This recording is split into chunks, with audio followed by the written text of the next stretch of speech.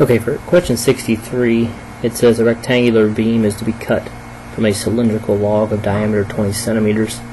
The figures from the book show different ways this can be done. I drew one of them here, very roughly, obviously.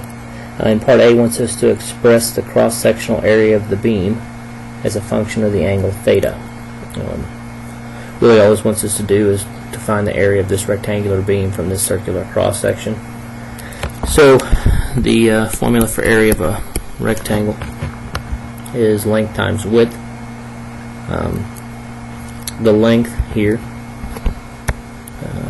is the opposite side of theta. We have the hypotenuse. So to find that, we would take the sine of theta is equal to the length over 20.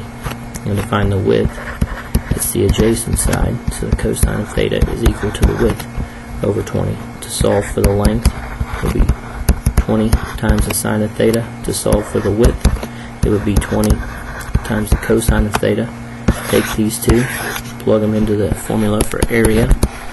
We have 20 sine theta times 20 cosine theta, which gives us 400 sine theta cosine theta. So that's part A. We found the area of the cross section, which is a rectangular beam, would just be a rectangle, to be 400 sine theta cosine theta. And part B wants us to graph this function as we found it in part A. I'm going to graph it here because my emulator software won't work from home. So area is y equals 400 sine theta is x cosine x. Okay, so when we graph that, didn't work out the way it should. There we go. We have this big jumbled mess, and if you do this in your graphing calculator, it needs to be in radians. I mean, I guess it could be in degrees. We'll talk about that tomorrow, but this is in radians if you look at how it's measured. Now, what we need to do is figure out, okay, the length sine theta has to be positive because it's a length, and the same thing for width. Distance is always positive. That only happens in quadrant 1. Quadrant 1 is 0 to 90 degrees, or 0 to pi over 2 radians. So that's what we need to do. We need to change this to 0 pi over 2. Because remember, theta is x. Y, obviously we can't see the max. That's what we're going to look for.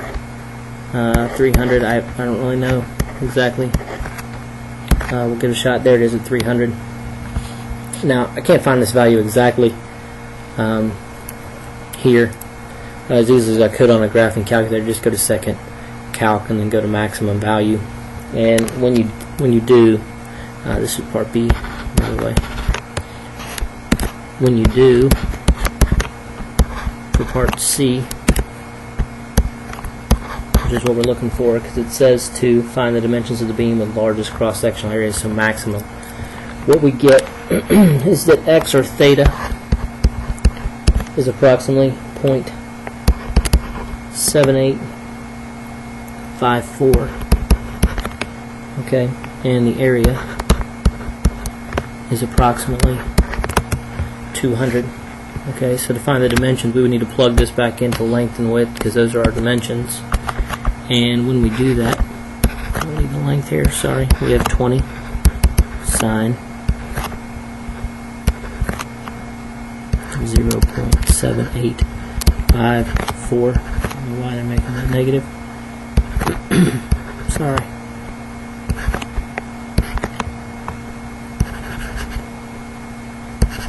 Having a real hard time here. I apologize. 7854.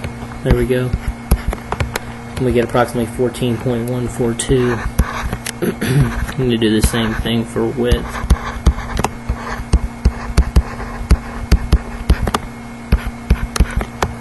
.142. So what this is telling us, in order to maximize the area, this rectangle would in fact need to be a square.